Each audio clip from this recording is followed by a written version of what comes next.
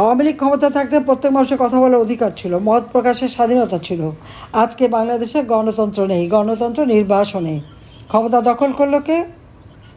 অবৈধভাবে অস্ত্র সন্ত্রাস সেই মেটিকুলাস ডিজাইনের মাধ্যমে চক্রান্ত করে ক্ষমতা দখল করেছে। শেখ হাসিনাকে ক্ষমতা থেকে সরিয়ে ক্ষমতায় বসেছে কে? ডক্টর মোহাম্মদ ইউনূস, যিনি গ্রামীণ ব্যাংকের ৬,০০০ টাকা বেতনের এমডি চাকরি করত, সেখান থেকে ১,০০০ কোটি টাকার মালিক হয়ে গেল কিভাবে, কোন ম্যাজিক জানি না আমি। তাকে আমরা গ্রামীণ টেলিকমিউনিকেশন সেই গ্রামীণ ফোনের ব্যবসা দিয়েছিলাম। গ্রামীণ ব্যাংকে আমি সরকারি থেকে ৪০০ কোটি টাকা দিয়েছিলাম। গরিব মানুষ ঋণ পাবে সেই জন্য, কিন্তু গরিবের রক্ত চুষে খেয়ে সে যে এইভাবে জনগণের গণতান্ত্রিক অধিকার কেড়ে নিয়ে ক্ষমতায় আজকে অবৈধভাবে বসে আছে। বাংলাদেশে প্রতিনিয়ত মানবাধিকার ভুলুণ্ঠিত হচ্ছে। নারী, পুরুষ, শিশু কারো কোনো অধিকার নিশ্চিত নাই। আজকে গণমাধ্যমের কোনো স্বাধীনতা নেই, সাংবাদিকদের কথা বলার অধিকার নেই। প্রত্যেকটা টেলিভিশন সেন্টার, পত্র পত্রিকা, সব জায়গায় ইউনূসের এজেন্ট। ইউনূস সেন্টার থেকে যা বলবে তাই বলতে হবে, এর বাইরে কেউ কিছু বলতে পারবে না। আজকে গণমাধ্যমের স্বাধীনতা সম্পূর্ণ লুপ্ত। নারীর প্রতি চলছে ভয়াবহ সহিংসতা, নির্যাতন। নারী এবং বালিকা, শিশু প্রতিনিয়ত ধর্ষিত হচ্ছে, কিন্তু তাদের কোনো সংবাদ প্রচার হবে না, কোনো বিচারও হবে না। এমন এমন পরিবার আছে দিনের পর দিন সেখানে যাচ্ছে ওই জামাত, বিএনপি এখানে বেশি। তারা যাচ্ছে, ধর্ষণ করছে, চলে আসছে, কোনো কথা বলতে পারবে না, বিচার চাইতে পারবে না, থানায় মামলা নিলে মামলা নেবে না। এই হলো বাংলাদেশের অবস্থা। মানে খুনি ফ্যাসিস্ট ইউনূস এবং তার দেশবিরোধী জঙ্গি দোসররা আজকে বাংলাদেশের মানুষের জীবনমান সম্পূর্ণভাবে ধ্বংস করে দিয়েছে। ধর্মীয় সংখ্যালঘু জনগোষ্ঠীর উপর নির্বিচারে সন্ত্রাস চলছে, লাগামহীন সন্ত্রাস, এবং তাদের বাড়িতে যে লুটপাট, ধর্ষণ, অগ্নিসংযোগ। আওয়ামী লীগের নেতাকর্মী ওয়ার্ড, ইউনিয়ন, উপজেলা, জেলা, ঢাকা শহর কোথাও বাদ যায় নেই। ঘর বাড়ি জ্বালিয়ে পুড়িয়ে, ইন্ডাস্ট্রি একে একে ধ্বংস, জ্বালিয়ে পুড়িয়ে দিয়েছে। ব্যাংকগুলি একেবারে স্থবির। সমস্ত শেয়ার মার্কেটের প্রায় ৯০,০০০ কোটি টাকা পাচার হয়ে গেছে, ব্যাংকের টাকা পাচার হয়ে গেছে। আর শিক্ষকদের অপমান করা, চাকরি থেকে বের করে দেওয়া, ডাক্তারদের অপমান করে চাকরি থেকে বের করে দেওয়া, ডাক্তার, সার্জেন নাম করা, তাদেরকে পর্যন্ত যারা ইউনিভার্সিটিতে ছিল বা বড় বড় মেডিকেল কলেজে ছিল তাদেরকে সরিয়ে দিয়েছে গ্রামে।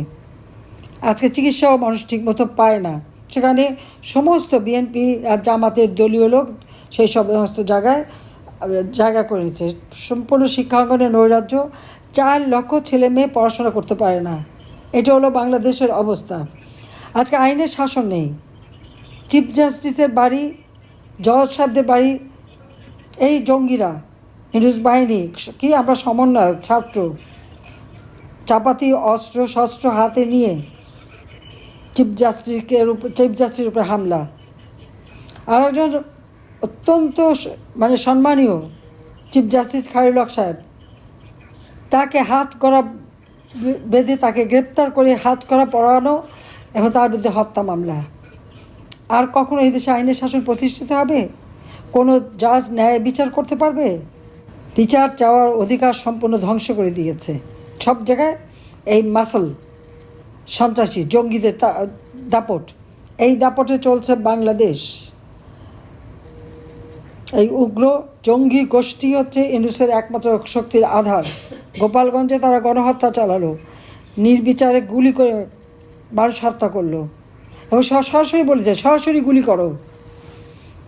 আমার বিরুদ্ধে হত্যা মামলা, আমি নাকি গুলি করতে হুকুম দিয়েছি।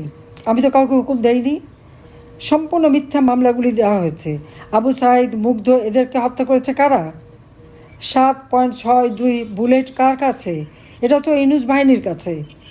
পুলিশ তো ব্যবহার করে না, আর্মি ব্যবহার করে না, বিজিবি ব্যবহার করে না, তাহলে কোথা থেকে আসলো?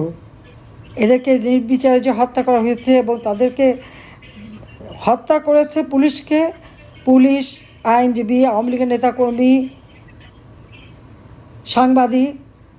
কিন্তু সব মামলা আওয়ামী লীগের বিরুদ্ধে, আর যারা এই হত্যাকাণ্ড এবং অগ্নিসংযোগ করেছে সালের 15 জুলাই থেকে শুরু।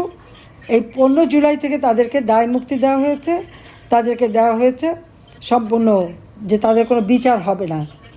যারা হত্যাকাণ্ড ঘটালো, অগ্নিসংযোগ করলো, এই আবু সাইদ মুগ্ধের হত্যার সাথে যারা জড়িত তাদের বিচার হবে না। সব মামলা আওয়ামী লীগের নেতাকর্মীর বিরুদ্ধে, মিথ্যা মামলা দিয়ে হয়রানি করা তাদের বিরুদ্ধে, এবং ঘর বাড়ি জ্বালিয়ে পড়িয়ে সব কিছু শেষ। আজকে একে একে ইন্ডাস্ট্রি বন্ধ, শ্রমিকরা বেকার, আমাদের নারী শ্রমিক,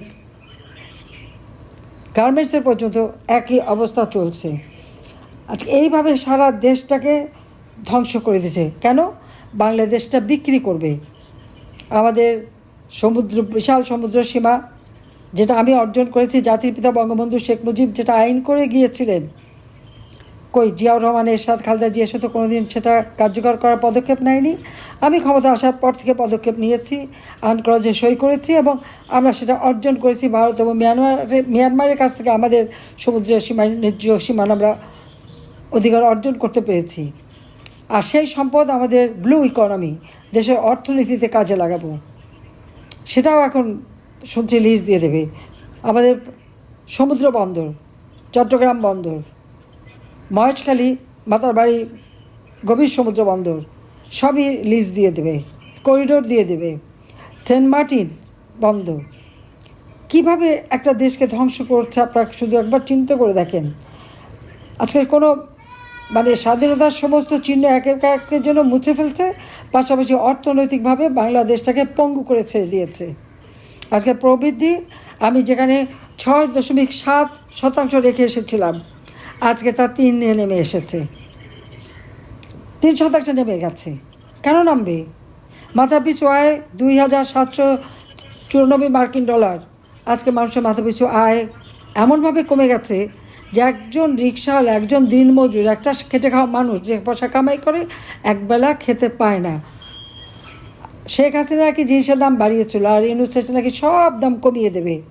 আমার প্রশ্ন, কত কমিয়েছে? মানুষের আয়ও কমিয়েছে, জিনিসের দামও বেড়েছে।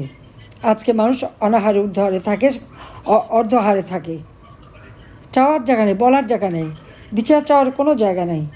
আজকে স্বাধীনতাকে সম্পূর্ণভাবে ধ্বংস করে দিচ্ছে এই meticulous design, US aid, deep state, ধনকুবের সোর্সের টাকা এবং ইউনূসের পাচার করা সমস্ত অর্থ দিয়ে আজকে সব কিছু নিয়ন্ত্রণ এবং ক্ষমতা দখল। জাতির পিতা চেয়েছিলেন বাংলাদেশ হবে ক্ষুধা দারিদ্র্যমুক্ত, উন্নত, সমৃদ্ধ, সোনার বাংলাদেশ। এবং আমি 2009 সালে সরকার গঠন করার পর থেকে দিন রাত পরিশ্রম করে আমরা এই বাংলাদেশকে উন্নয়নশীল দেশই শুধু না, প্রত্যেকটা গ্রামে আমি নাগরিক সুবিধা নিশ্চিত করেছি, অবকাঠামোগত উন্নয়ন করেছি। বাংলাদেশের মানুষ, আমরা ক্ষমতা আসলে, আওয়ামী লীগ ক্ষমতা থাকতে কোনোদিন দুর্ভিক্ষ হয়নি, খাদ্যের অভাব ছিল না, ওই ছিন্ন কাপড় আর কাউকে পরতে হতো না, বিদেশ থেকে পুরনো কাপড় আনতে হতো না। প্রত্যেকে খেয়ে পড়ে অন্তত লেখাপড়া, ছেলেমেয়েরা যাতে লেখাপড়া শিখতে পারে সেই ব্যবস্থা করে দিয়ে প্রত্যেকটা স্কুল, কলেজ, মসজিদ, মাদ্রাসা, কওমি মাদ্রাসার পর্যন্ত স্বীকৃতি দিয়েছি। 560টি মসজিদ করে ইসলামিক শিক্ষা এবং ইসলামিক কালচার গবেষণার জন্য ব্যবস্থা করে দিয়েছি। খাদ্য উৎপাদন বৃদ্ধি করেছি। প্রত্যেকটা জিনিস, মাছ, মাংস, মুরগি, ডিম সব কিছু উৎপাদন বাড়িয়ে মানুষের খাবার, যারা একবেলা ভাত খেতে পেতো না 3 বেলা 4 বেলা তারা খেতে পারে সেই ব্যবস্থা করে দিয়েছিলাম। অপরাধটা কোথায়? কই আমরা তো বিরোধী দল এভাবে হত্যা করতে যাইনি, কারো বাড়িঘরও ভাঙতে যাইনি, আমরা কাউকে দখলও করতে যাইনি। আমরা দিনরাত পরিশ্রম করেছি জনগণের কল্যাণে, জনগণের সেবায়, এবং মানুষ তার সুফল ভোগ করেছে। আর আজকে সব কিছু তছনছ করে ধ্বংস করে দিয়েছে এই ফ্যাসিস্ট, খুনি, গণশত্রু ইউনূস। তার এই ফ্যাসিজমের যাথাকলে আজকে পৃষ্ঠ বাংলাদেশের সকল মানুষ। আওয়ামী লীগ ইতিমধ্যে আমরা আমাদের 21 দফা কর্মসূচি ঘোষণা করেছি যে বাংলাদেশে গণতন্ত্র ফিরিয়ে আনতে হবে, জনগণের ভোটের অধিকার নিশ্চিত করতে হবে, ন্যায় বিচার যাতে তারা পায়, তার বিচার ব্যবস্থাকে আরও উন্নত করে মানুষের ন্যায় বিচার পাওয়া নিশ্চিত করতে হবে। বাংলাদেশের মানুষের অন্ন, বস্ত্র, বাসস্থান, চিকিৎসার ব্যবস্থা করতে হবে। আর যত মিথ্যা মামলা আমাদের আওয়ামী লীগের অগণিত নেতা কর্মী সহ যাদের বিরুদ্ধে এবং দেওয়া হয়েছে, সেই সমস্ত মিথ্যা মামলা প্রত্যাহার করতে হবে।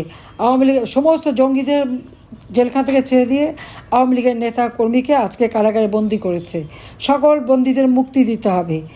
আজকে চিকিৎসা পায় না, দীপুমণি থেকে শুরু করে আমাদের ফারুক খান, আমাদের সমস্ত নেতাকর্মী সকলে আজকে অনেক অসুস্থ, জায়গা হয় না, এমনকি তাদের ডিভিশন কেটে দিয়ে ফ্লোরের মধ্যে দুটো কম্বল দিয়ে তাদের থাকতে দেয়। এইরকম নির্যাতন তাদের করে যাচ্ছে। কাজে আমাদের সকল নেতাকর্মীকে মুক্তি দিয়ে বাংলাদেশে আওয়ামী লীগের উপর, ছাত্রলীগের উপর নিষেধাজ্ঞা প্রত্যাহার করতে হবে। মুক্তভাবে যাতে সবাই মত প্রকাশ করতে পারে সেই স্বাধীনতা আনতে হবে। সমস্ত সাংবাদিক থেকে শুরু করে আইনজীবী বা আমাদের শিক্ষক যাদেরকে গ্রেপ্তার করেছে, সরকারি আমলা, বেসরকারি আমলা যাদেরকে গ্রেপ্তার করেছে সব তাদেরকে মুক্ত করতে হবে এবং মিথ্যা মামলা প্রত্যাহার করতে হবে। দমন পীড়ন বন্ধ করতে হবে। কথায় কথায় খুন করা, বাড়ির মধ্যে ঢুকে যে যাকে তোকে মেরে ফেলবে, যাকে তাকে রেপ করবে, স্বামীকে বেঁধে রেখে স্ত্রীকে, বাবাকে বেঁধে রেখে মেয়েকে, ভাইকে বেঁধে রেখে বোনকে, এই যে প্রতিনিয়ত ধর্ষণের যেন মহা উৎসব।